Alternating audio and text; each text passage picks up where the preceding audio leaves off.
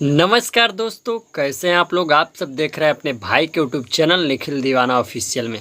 तो हाँ दोस्तों, इस वीडियो में मैं बताने जा रहा हूं कि भोजपुरी के पावर स्टार यानी पवन सिंह जी के कल सुबह में बहुत ब्लास्ट वीडियो सॉन्ग आ रहा है। दोस्तों मैं बताऊंगा कि कल यूट्यूब को हैंग कर देना है।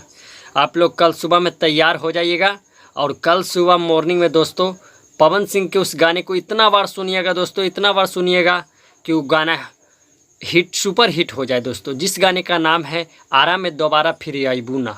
इस गाने को जिस तरह से आप लोग टीजर को इतना दुलार प्यार दिए दोस्तों, और जिस तरह से इस गाने का ऑडियो सॉन्ग को आप लोग दुलार प्यार दिए हैं, उसी तरह से पावर स्टार पवन सिंह जी का कल सुबह यानी माँ अम्मा फिल्म्स के बैनर तले इस गाने को रिलीज कर दिया जा रहा है। तो आप लोग इस वीडियो को पूरा देखिएगा और मैं बताऊंगा दोस्तों कि इस गाने को गाए थे पावर स्टार पवन सिंह जी, और इस गाने में साथ दिए थे फीमेल सिंगर पुनीता प्रिया जी।